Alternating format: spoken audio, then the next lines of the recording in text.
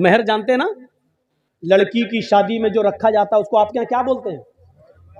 महर, then महर, मोहर नहीं, मोहर तो वो होती जो लगाई जाती है, महर, महर, दैन महर, सही है। तो महर, लोगों महर बढ़ता जा रहा है। हाय हाय हाय, सुनिए बहुत प्यारी बात, अब लोग बहुत ज्यादा महर रखने लगे, देने लगे। लड़कियां भी निकाह के मौके पर बहुत ज्यादा महर की डिमांड करने लगी। मैंने अल्लाह के नबी के निकाह देखे हैं, नबी की बीवियों को अल्लाह के नबी ने जो महर दिया वो मुझे मालूम है। अल्लाह के नबी ने अपनी बेटियों की, ज़ैनब की, रुकैया की, उम्मे कुलसूम की और फातिमा की शादी की तो कितना महर रखा ये भी मुझे मालूम है। सबसे ज्यादा जो महर था वो 400 दिरहम, 400 दिरहम का महर था, 400 दिरहम का। 400 दिरहम से ज्यादा महर अल्लाह के नबी ने नहीं रखा।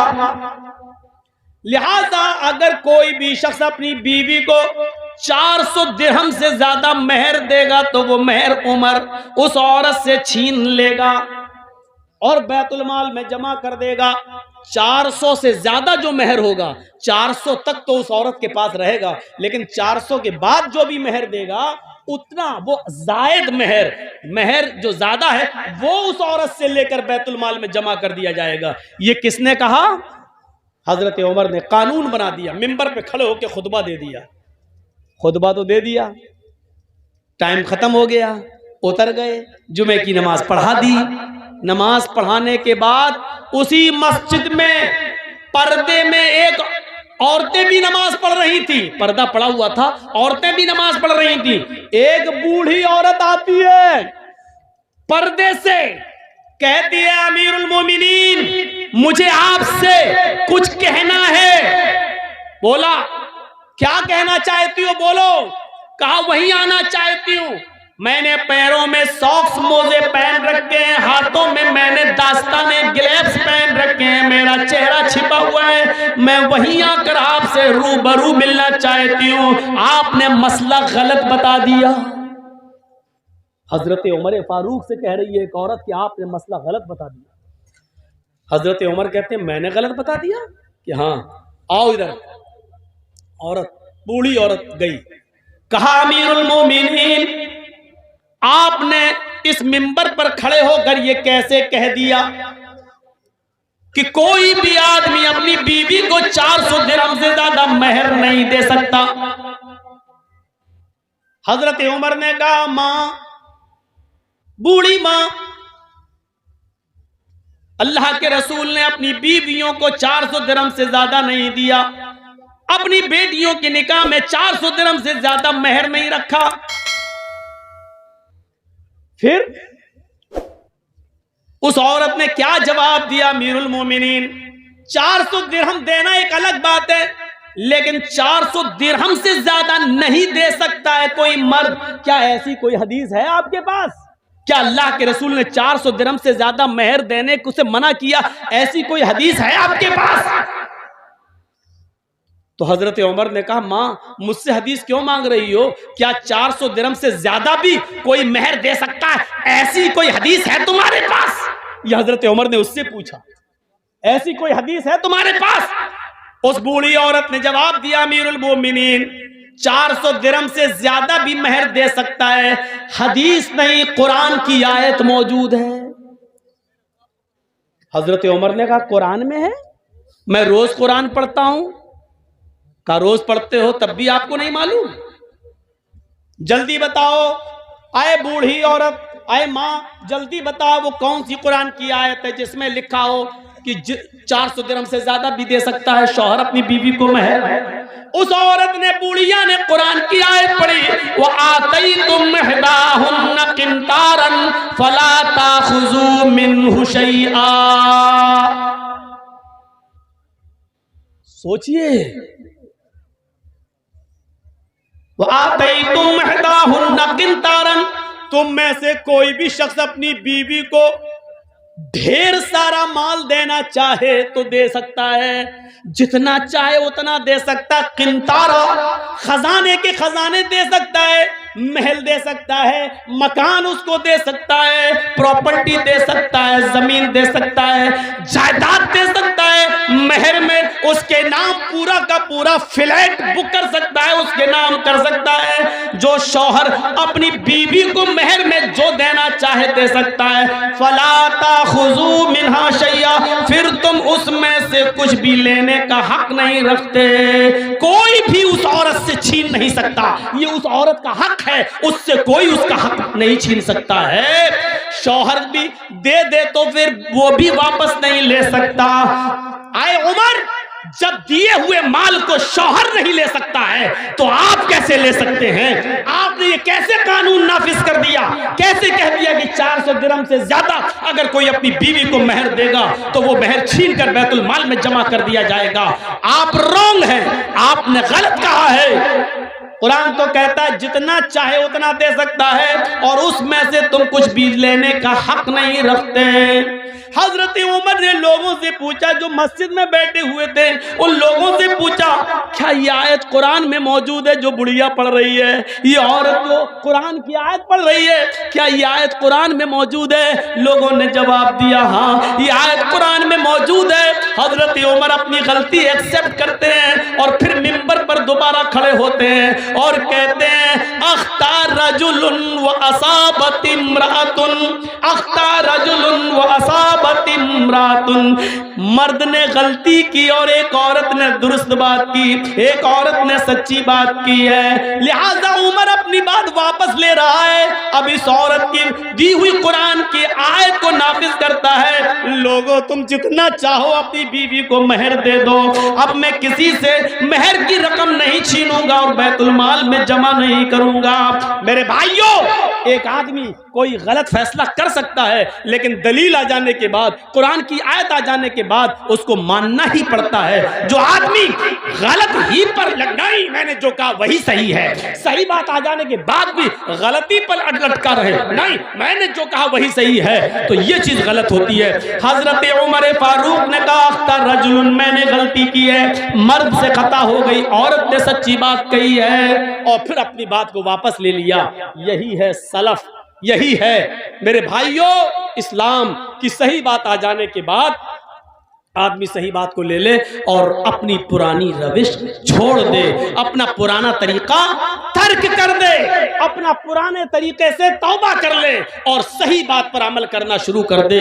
ऐसी कितनी मिसालें मेरे भाइयों हमें और आपको, हम और हमारे और आपके सामने आनी चाहिए, जिससे आपको पता चल सकता है, पता चल जाएगा कि शरीयत के अंदर कुरान और हदीस से बढ़कर कोई नहीं है, कोई नहीं है। जर्जीस भी गलत हो सकता है, इस इसमें मदरसे में और इस स्टेज पर बोलने वाले मौलाना से भी गलती हो सकती है, लेकिन कुरान और हदीस की दलील आ जाने के बाद फिर मेरे भाइयों, मैंने कहा ना, दिमाग वहीं लगना चाहिए, हम जो कर रहे हैं वो सही है कि नहीं, हम जो कर रहे हैं वो कुरान और हदीस में कैसा है। मेरे भाइयों, इस चीज को आप देखिए, अपना दिमाग वहीं पर लगा दीजिए। आइए मैं आपको एक और जबरदस्त वाक़े की तरफ लेके चलना चाहता हूं।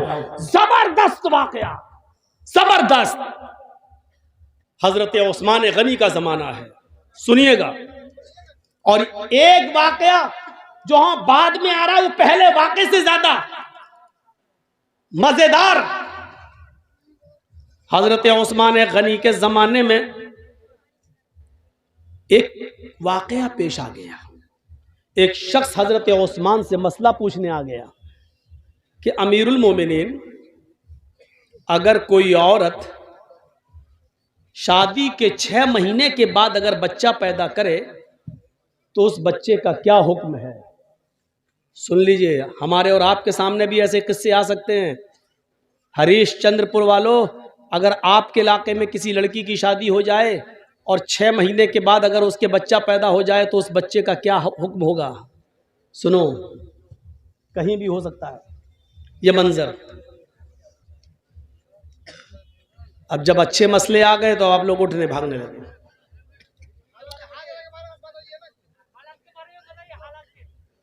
अब हम हर आदमी के कहने पर तो नहीं चल सकते हैं भाई।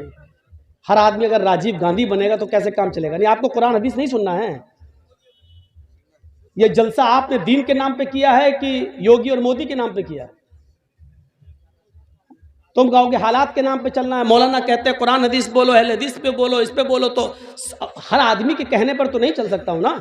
मैंने बंगाल के अंदर 20 साल से तकरीरें की हैं, लेकिन सच बताऊं आपने रिकॉर्ड तोड़ दिया है, इस गांव ने रिकॉर्ड तोड़ दिया है। मुझे आज तक भरे मजमे में जलसे में किसी ने नहीं टोका है जो आपने आज ये टोक कर और स्टेज पर ये बोलकर आज मेरे सामने ये कही जा रही है। हर आदमी मुझे अपने उंगली के इशारे से नचाना चाह रहा है। नहीं होता है ऐसा।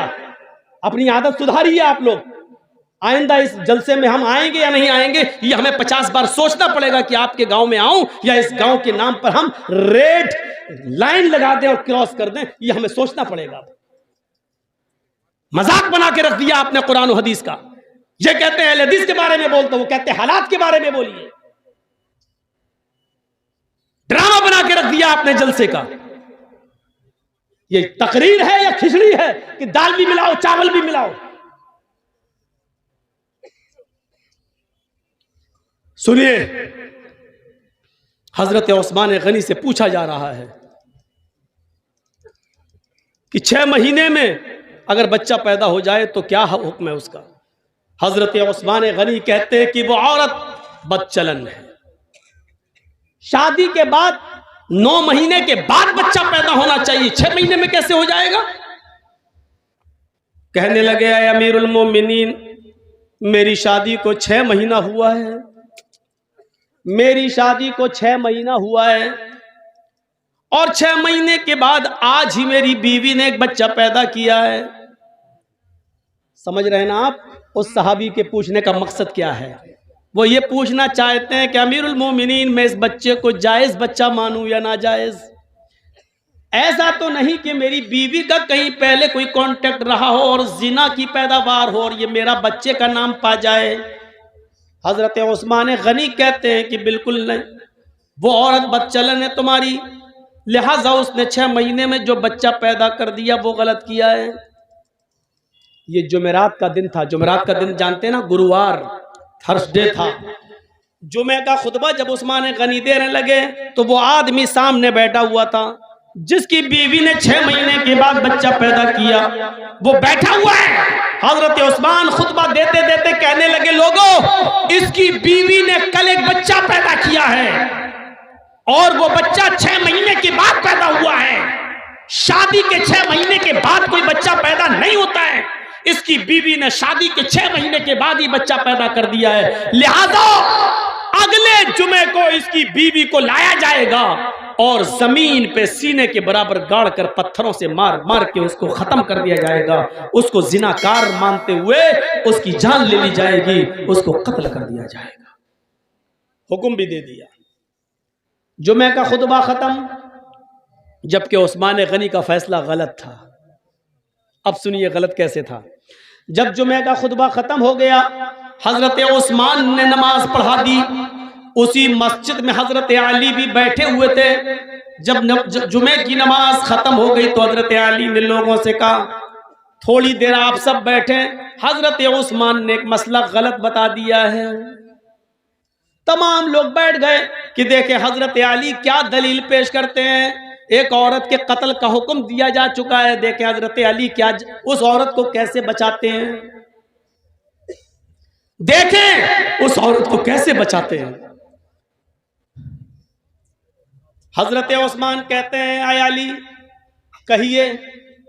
कहा, अमीरुल मोमिनीन, आपने ये मसला गलत बताया है कि कोई औरत 6 महीने में अगर बच्चा पैदा कर दे तो वो बच्चा नाजायज है। हजरत उस्मान कहते हैं, 6 महीने में अगर बच्चा पैदा हो जाए तो वो गलत नहीं हुआ? हजरत अली ने कहा, नहीं, आज तक किसी औरत ने 6 महीने में बच्चा पैदा किया? हजरत अली ने कहा कि वो मेरा मामला नहीं है और उसका इल्म मुझे नहीं है, किया कि नहीं किया वो मैं नहीं जानता। क्या अल्लाह के नबी के जमाने में किसी औरत ने 6 महीने में कोई बच्चा पैदा किया? हजरत अली मुस्कुरा कर जवाब देते हैं कि मुझे इसका भी इल्म नहीं है। कहा, जब इसका इल्म नहीं है तो फिर क्यों कह रहे हो? कहा, कह सिर्फ इसलिए रहा हूं कि 6 महीने के बाद अगर कोई बच्चा पैदा हो जाए तो वो गलत नहीं है। अच्छा, तुम ये भी कह रहे हो अल्लाह के नबी के जमाने में किसी औरत ने 6 महीने में बच्चा पैदा नहीं किया। तुम ये भी मानते हो कि अल्लाह के रसूल सल्लल्लाहु अलैहि वसल्लम ने 6 महीने के बाद पैदा होने वाले बच्चे को जायज माना। तुम ये भी कह रहे हो कि आज तक किसी औरत ने 6 महीने के अंदर कोई बच्चा पैदा नहीं किया।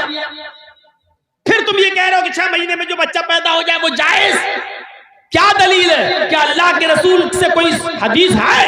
हजरत अली कहते हैं हदीस की जरूरत नहीं है, कुरान में मसला मौजूद है। कुरान कहता है 6 महीने के बाद भी अगर औरत बच्चा पैदा कर दे तो बच्चे को जायज माना जाएगा। हजरत उस्मान कहते हैं क्या कुरान में लिखा है? ये कुरान जो रोज मैं पढ़ता हूं। हजरत अली कहते हैं आप पढ़ते हैं लेकिन शायद गौर नहीं कर सके। हजरत उस्मान ने कहा लोगो दलील मांगो अली से। हजरत अली ने कहा दलील सुनो। अब दलील सुनिए और सुनो, गीत बहुत सुन चुके हो, गाने बहुत सुन चुके हो, इधर उधर की लफाजियां बहुत सुन चुके हो। जलसा में चंदा लिया है कुरान के नाम पे, हदीस के नाम पे कि जलसा होगा, कुरान हदीस की बातें होंगी। अब जब कुरान और हदीस सुनाई जा रही है तो सुनकर इस जलसे को हलाल करो, वरना यहां बैठना भी आपका हलाल नहीं होगा। सुनो, हजरत अली दलील दे रहे हैं। दलील क्या? दलील हाय उस्मान, अल्लाह ताला फरमाता कुरान में वल्वालिदातु युरज़िअना औलादहुन्ना हौलैनि कामिलैन। अभी जो कह रहा था ना हालात के ऊपर बोलो, उससे पूछो कुरान की ये कौन सी आयत है, किस पारे में, तो नहीं बता पाएगा। वल्वालिदातु युरज़िअना औलादहुन्ना हौलैनि कामिलैन। तर्जुमा सुनिए, मीनिंग सुनिए, ट्रांसलेट सुनिए। माए अपने बच्चों को दूध पिलाएं मुकम्मल 2 साल। मैं किसी को भी खड़ा करके पूछ सकता हूं कितने साल दूध पिलाएं मां? 2 साल। 1 साल में कितना महीना होता है? 12। 2 साल में कितना हुआ? 24। मां अपने बच्चे को कितना दूध पिला सकती है?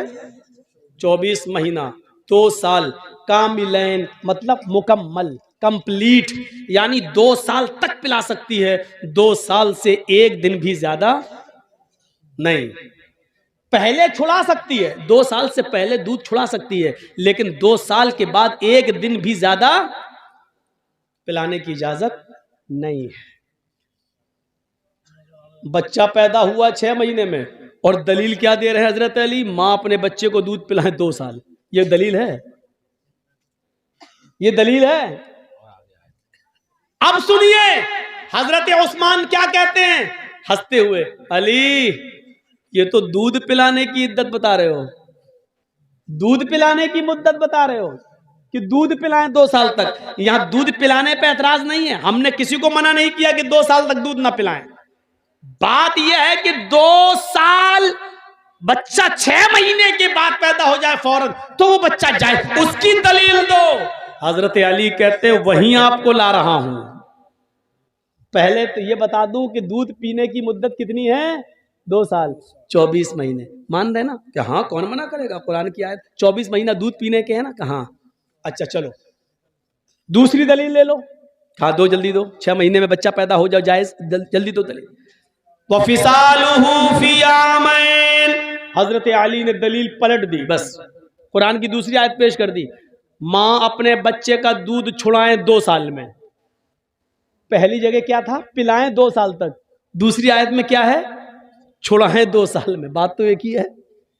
इधर से कान पकड़ो चाहे इधर से कान पकड़ो, बात तो एक ही है ना। 2 साल तक पिलाओ या 2 साल के अंदर अंदर छुड़ाओ, दोनों सूरतों में बात एक ही है। हजरत उस्मान कहते हैं मुझे बेवकूफ समझ रखा है क्या? अरे पिलाएं 2 साल तक या छुड़ाएं 2 साल में, बात तो एक ही है। कहा हम आपको मजबूत कर रहे हैं ताकि आप पलट ना जाएं। 2 साल मान रहे ना क्या? हाँ। 24 महीने मान रहे ना? हाँ। ये किसकी इद्दत है, मुद्दत है? क्या दूध पिलाने की? दूध पिलाने की मुद्दत 2 साल है ना क्या? हाँ। अब सुनो तीसरी दलील जिसमें अल्लाह ने हमल और दूध छुड़ाने की दोनों की गिनती को और मुद्दत को एक साथ बयान कर दिया है। कुरान में तीसरी जगह अल्लाह ने फरमाया वह हमलुहु, हमल देखिए, वह हमलुहु व फिसालुहु सलासून शहरन, वह हमलुहु व फिसालुहु, औरत के हमल की, औरत के हमल की और दूध छुड़ाने की मुद्दत 30 महीने है। कितना? सलासून शहरन, कितना महीना? 30, 10, 20, 30, कितना हुआ? 30 महीना। आए उस्मान, 30 महीना किसकी मुद्दत है? हजरत उस्मान कहते हैं हमल की और दूध छुड़ाने की। क्या मानते हो ना? दोनों की मुद्दत कितनी है? का 30 महीना। 30 महीने में 24 महीने आप अलग कर दो दूध छुड़ाने के या दूध पिलाने के, ये दोनों की मुद्दत है ना 30, और अल्लाह दूध पिलाने की मुद्दत 24 महीने बता चुका है, यानी 24 महीने तक बच्चा दूध पी सकता है। तो 24 महीने 30 में से आप माइनस कर देंगे, 30 में से 24 को माइनस करो तो कितना बचा? हजरत उस्मान कहते हैं 6 का वहमलुहु, यही हमल की मुद्दत है।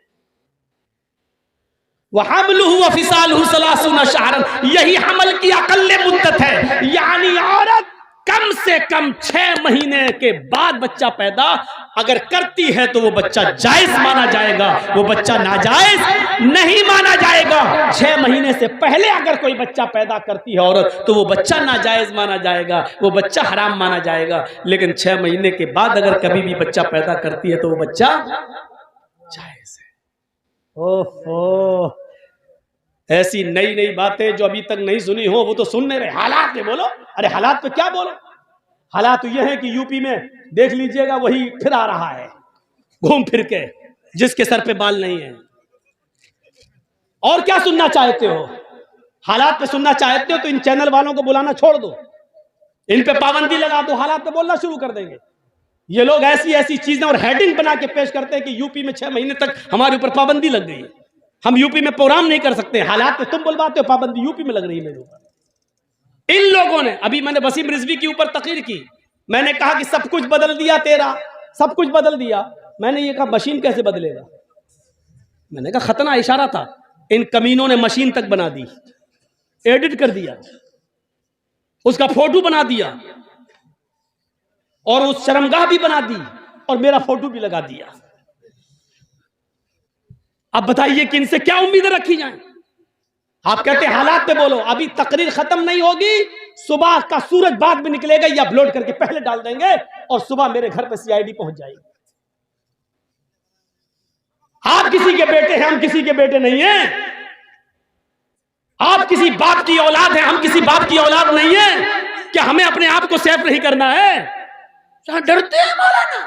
तो चल मेरे साथ कल से आना शुरू कर दे, मैं देखता हूं कि तू डरता है कि नहीं डरता है। मौलाना कलीमुद्दीन जैसे नेक मौलाना बिचारे हैं, आज वो जेल की सलाखों के अंदर है। आजम खान जैसी शख्सियत आज जेल की सलाखों के पीछे है। थोड़ा सा जुमला बोला गया, एक जुमला, आज सलाखों के पीछे है। आप क्या समझ रहे हैं?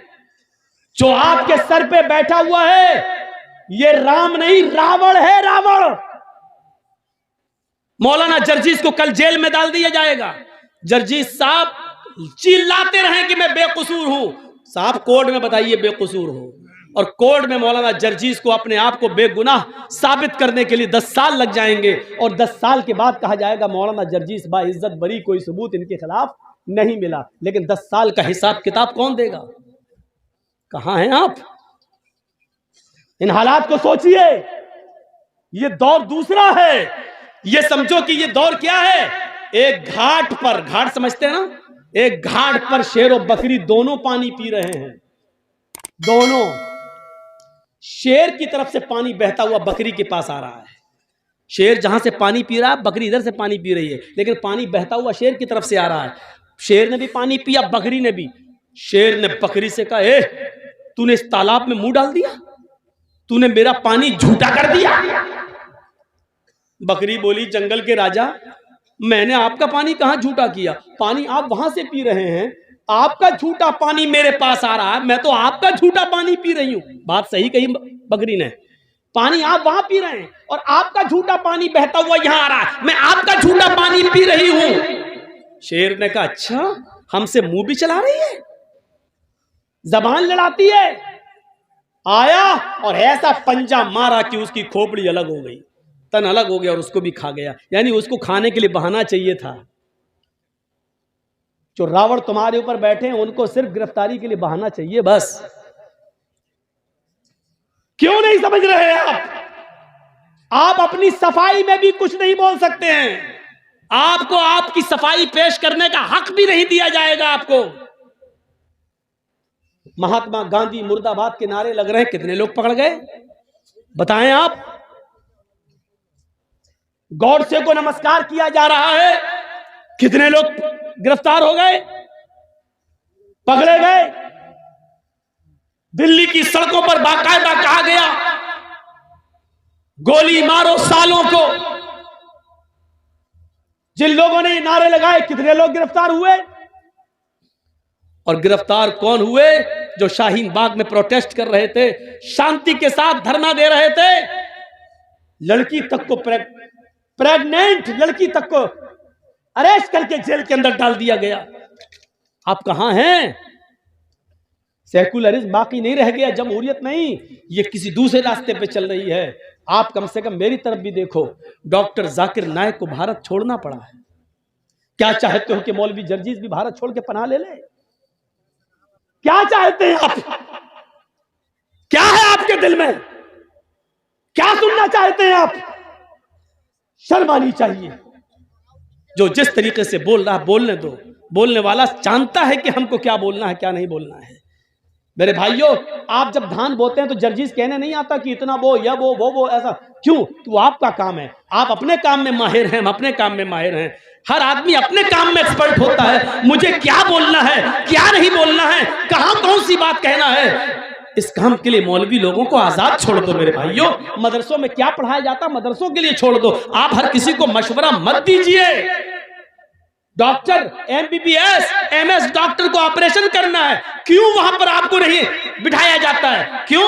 आप नहीं देख पाएंगे। जब आपकी बीवी का आपके बेटे का ऑपरेशन होगा तो आप कहेंगे साहब इतना नहीं इतना काटो, इतना नहीं इतना काटो। डॉक्टर के काम में डिस्टर्ब होगा, इसलिए डॉक्टर ऑपरेशन थिएटर के अंदर OT के अंदर अकेले सिर्फ अपने कर्मचारी को लेके अपने असिस्टेंट को लेके जाता है, किसी को लेके नहीं जाता है। अब आप डॉक्टर से कहेंगे साहब कान यहां से यहां तक चीरना, यहां पर्दा उसका ऐसा है, आपको भगा देगा, भाग जाओ कहीं और जाके इलाज करा लो, सरकारी हॉस्पिटल में चले जाइए। तो आप हर किसी को मशवरा नहीं दे सकते हैं। आप किसी मौलवी को मशवरा मत दीजिए, मौलवी एक्सपर्ट होता है। और फिर मुझे तो 20 साल का तजर्बा है, मुझे अच्छी तरीके से मालूम हो गया है कहां क्या बोलना चाहिए कहां क्या नहीं बोलना चाहिए। तो मेरे भाइयों, इन चीजों को आप अपने जहन में रखिए, इन चीजों को अपने जहन में रखिए।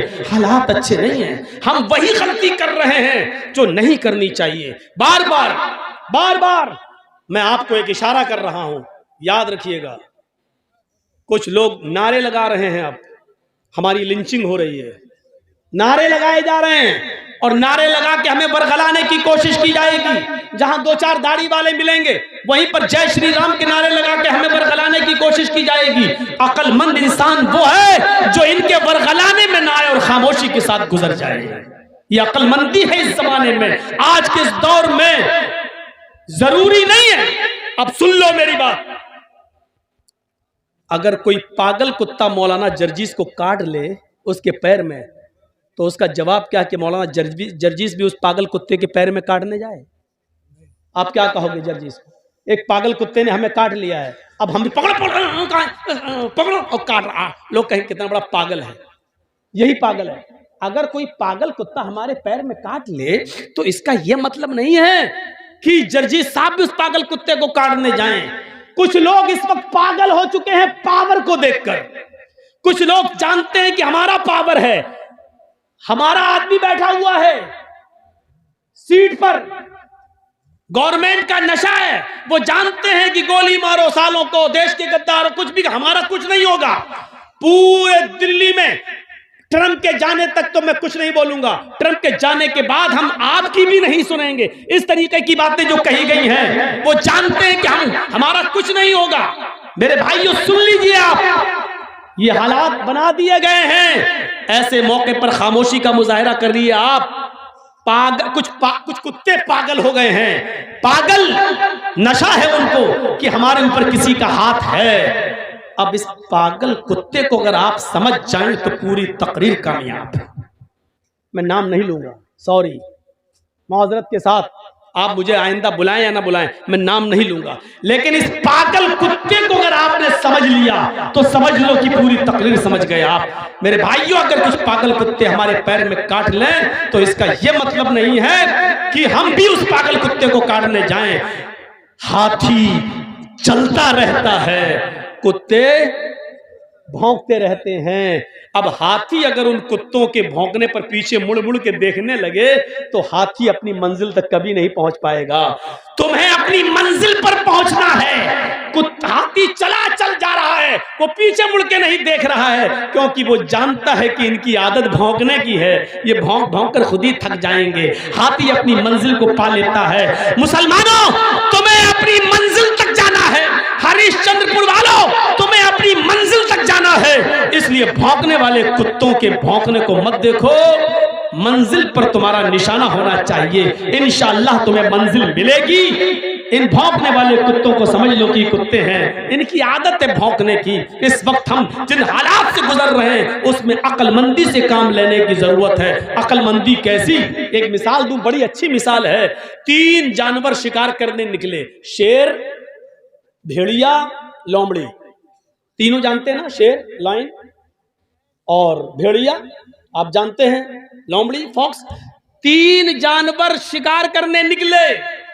कौन कौन कौन? शेर, भेड़िया, लोमड़ी। और तीनों ने एक एक शिकार कर लिया। सुनो, तीनों ने एक एक शिकार किया। शेर ने हिरन मारा, भेड़िए ने शेर ने हिरन मारा, भेड़िए ने बकरी मारी और लोमड़ी ने खरगोश, रैबिट का शिकार कर लिया। शेर ने क्या मारा? हिरन। भेड़िए ने क्या मारा? बकरी। और लोमड़ी ने खरगोश। तीनों जानवर पड़े हुए हैं। शेर ने भेड़िए से कहा, तुम फैसला करो किसको क्या खाना है।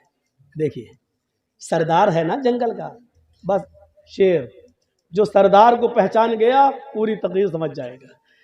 शेर ने कहा, फैसला करो, भेड़िए से फैसला करो कौन क्या खाएगा। भेड़िए ने कहा, बहुत आसान जी। जंगल के राजा ने शेर ने कहा, हाँ बताओ क्या है। अच्छा, शेर को तीनों जानवर खाना थे। भेड़िए से फैसला करवा रहा, बताओ क्या है। भेड़िए ने कहा, बहुत आसान, हिरन आप खा लीजिए, बकरी मैं ले लेता हूं, लोमड़ी को खरगोश दे देते हैं। शेर ने कहा, ये कोई फैसला है? इधर आ। मारा एक झपटा उसको और भेड़िए का सर तन से जुदा हो गया, भेड़िया मर गया। सर तन से जुदा। लोमड़ी से कहा, लोमड़ी तुम फैसला कर सकती हो, तुम फैसला करो ये कौन खाएगा। लोमड़ी कहती, बहुत आसान। कहा, क्या? बोलो। कहा, साहब हिरन आप सुबह नाश्ते में खा लीजिए,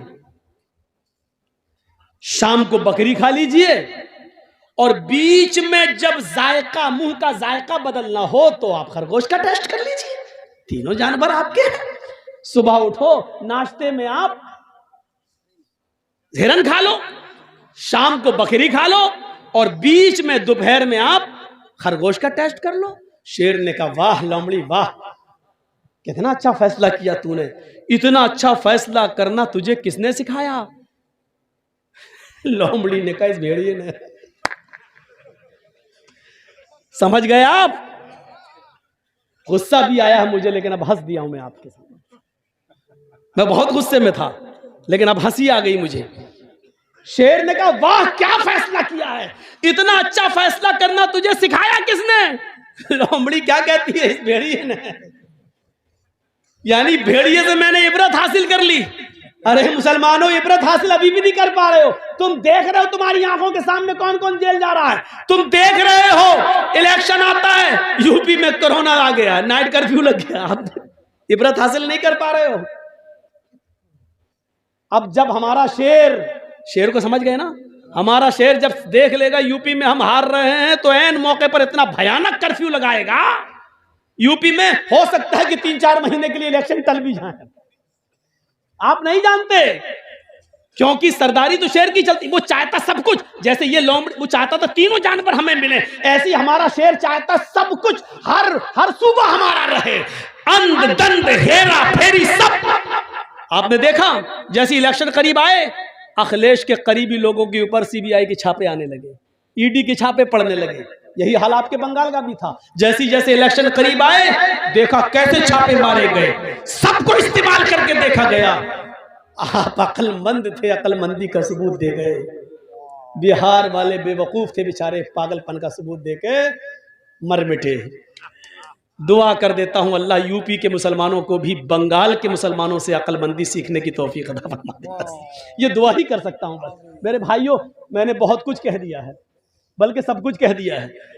कल इसी बात को कट कर करके जी हिंदुस्तान दिखाएगा। देखो कैसे डरा रहा है ये मौलवी, कैसे डरा रहा मौलवी।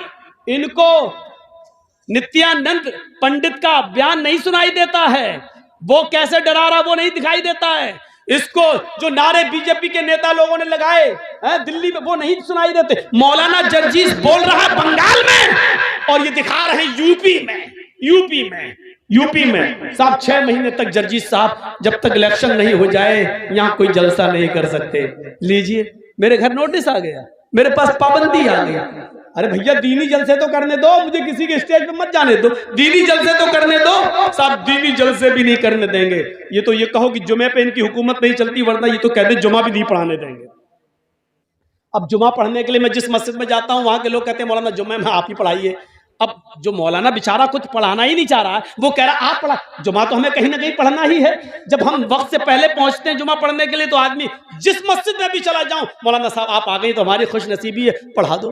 अब उनको थोड़ी मालूम है कि हम किस मस्जिद में जा रहे हैं जुमा पढ़ने। जुमा पढ़ा देता हूं मैं, जुमा पढ़ा देता हूं। पाबंदी लगाई है तो तकरीरों पे ना लगाई है, जलसों पे, जुमे पे थोड़ी लगाई है।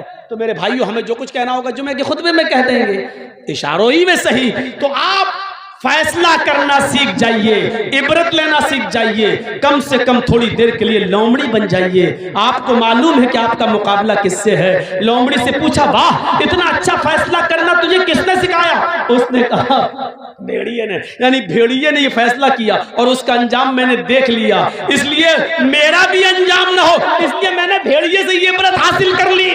जो लोग जेलों में जा चुके हैं, जो लोग काटे जा चुके हैं, जो लोग जेलों में सड़ रहे हैं, मुसलमानों उनसे इबरत हासिल कर लो, उनसे इबरत हासिल कर लो और अपने आप को मसलिहत के साथ, दूरअंदेशी के साथ आप काम करिए। मैं मना नहीं कर रहा हूं, बोलिए, हक बात बोलिए, डंके की चोट पे बोलिए, लेकिन आप उसको सलीके से बोलिए। आपको ये कहने की जरूरत नहीं चल बैठ खा ठूस। आप इस बात को यूं भी कह सकते हैं, खा लो ना, देशी मुर्गा ही चाहिए था ना, लो खा लो। आप इसको यूं भी बोल सकते हो। मेरे भाइयों, दूरअंदेशी अगर हमारे पास आ गई, बस एक चीज और बताऊंगा आपको कि गलती किसी से भी हो सकती है।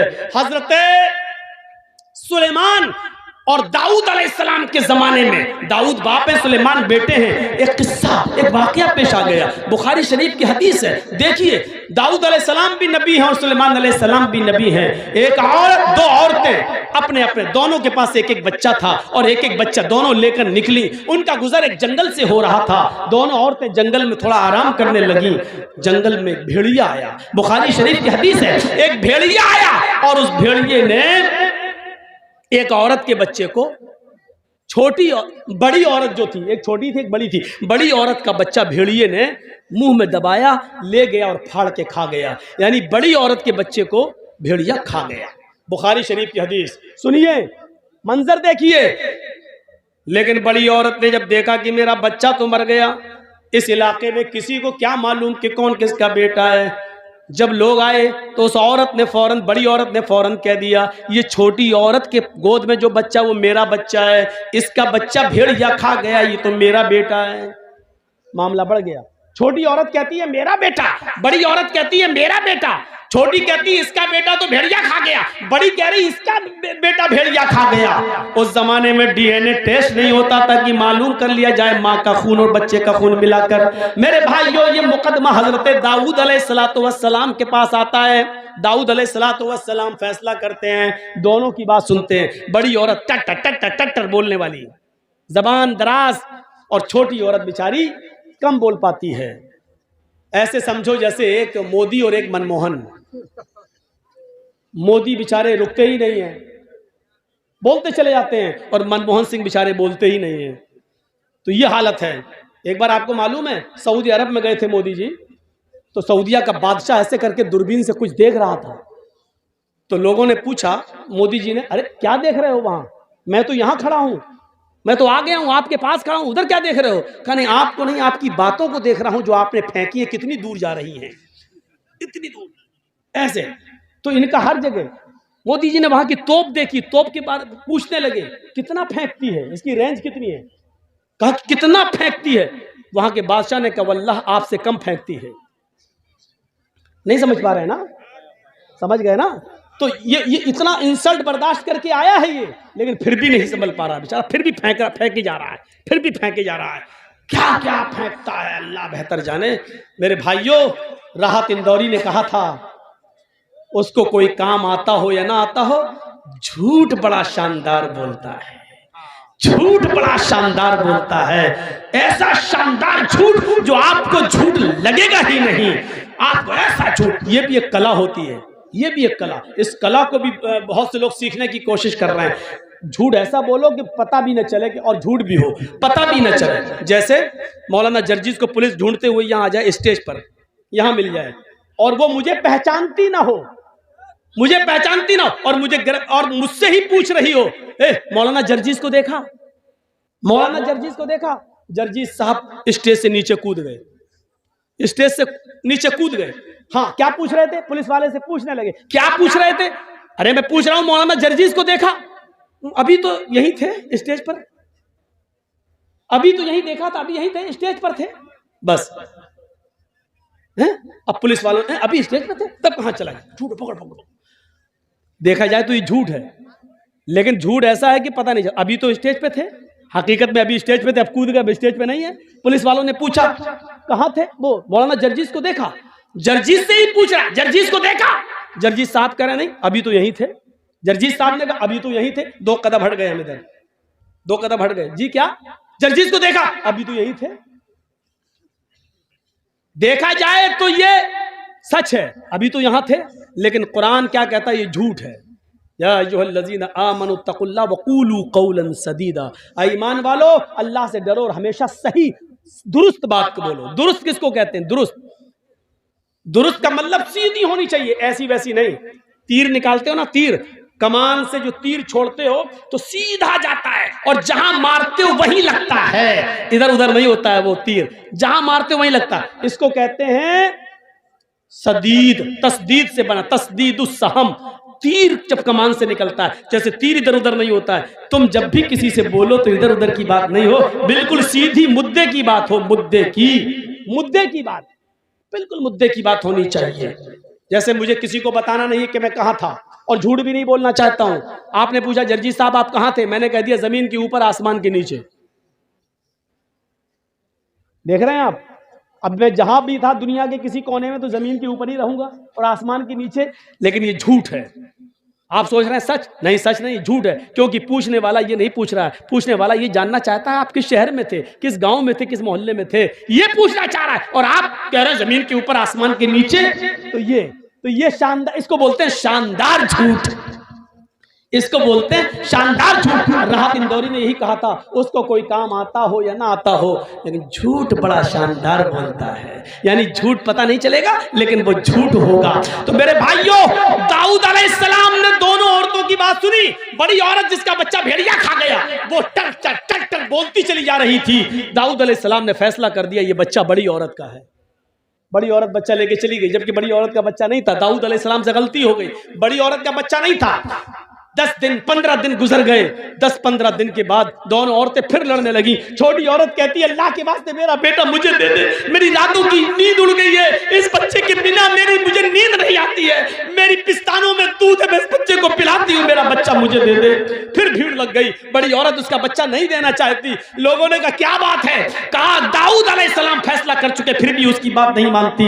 दाऊद अलैहिस्सलाम कहीं गए हुए थे, मामला इतना बड़ा कि मुकदमा अब उनके बेटे सुलेमान अलैहिस्सलाम के पास आ गया। सुलेमान अलैहिस्सलाम ने दोनों की गुफ्तगू को सुना। कहा कि सुनो, मेरे बाप ने फैसला कर दिया। कहा फिर तुमने इसके फैसले, मेरे बाप के फैसले को क्यों नहीं माना? छोटी औरत से कहा। छोटी औरत ने कहा कैसे मान लूं जब बेटा मेरा है? सुलेमान अलैहिस्सलाम ने कहा फिर मेरा भी फैसला नहीं मानोगी? अगर मैं आज भी कोई फैसला कर दूं तो फिर जिसके हक में होगा वो खुश हो जाएगा, तुम्हारे अगर हक में नहीं गया तो तुम उसको नहीं मानोगी। कहने लगी कैसे बताऊं कि ये मेरा बेटा है? सुलेमान अलैहिस्सलाम ने कहा लाओ मैं सच्चा फैसला करता हूं। देखिए एक जज की ड्यूटी क्या होती है, अगर फैसला सही नहीं हो रहा हो तो डरा भी सकता है। सुलेमान अलैहिस्सलाम ने कहा लाओ तो मैं इस बच्चे के बारे में सच्चा फैसला करता हूं। जमीन पर लिटा दिया।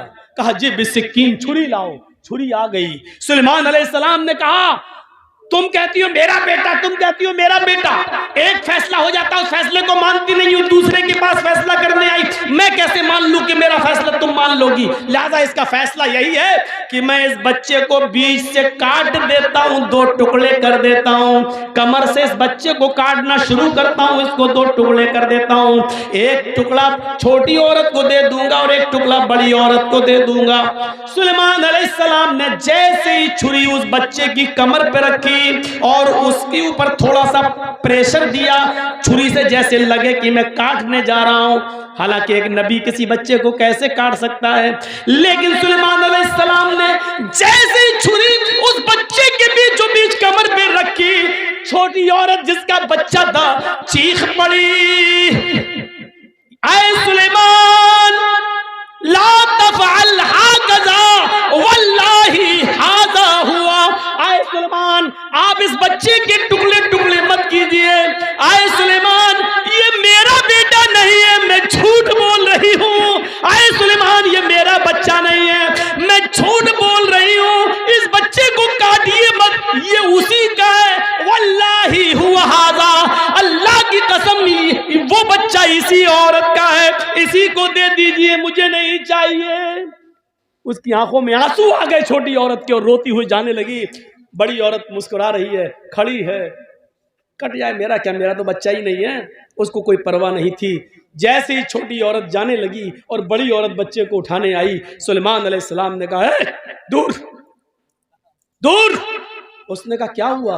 आपके सामने उसने अल्लाह की कसम खाकर कह दिया ये मेरा बेटा नहीं है, इसका है। सुलेमान अलैहिस्सलाम कहते यही तो मैं देखना चाहता था, यही तो मैं देखना चाहता था। उसकी आंखों से निकलने वाले आंसू और उसकी तड़प ये बतला रही थी कि मेरा बेटा मरना नहीं चाहिए, मुझे भले ही ना मिले, किसी को मिले मिल जाए, कभी कभी देख लिया करूंगी, आंखों को ठंडक मिल जाएगी, लेकिन मेरा बेटा जिंदा तो रहेगा। अगर कट गया तो न मेरा रहेगा ना इसका रहेगा। आए औरत, उस औरत की आंखों से गिरने वाले आंसुओं ने बता दिया है कि ये बच्चा उसका है, तेरा नहीं। मेरे बाप से गलत फैसला हो गया है।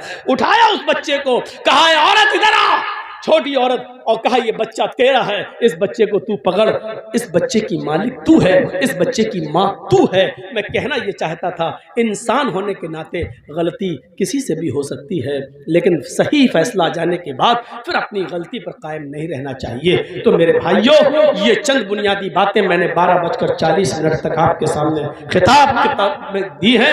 मुझे उम्मीद है कि इंशाअल्लाह ये खिताब आपके दरमियान एक इनकलाब पैदा करेगा। हम अल्लाह से दुआ करते हैं कि बारे अल्लाह हमारी खताओं को माफ़ फरमा दे, हमारे गुनाहों को बख्श दे, हम जमीआ मुसलमानों पर रहम फरमा।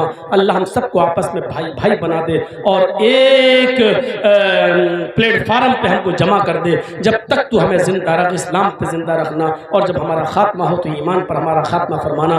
वमा अलैना इल्लल बलागुल मुबीन व आखिरु दावाना अनिल हम्दुलिल्लाहि रब्बिल आलमीन। अस्सलामु अलैकुम व रहमतुल्लाहि व बरकातुहू।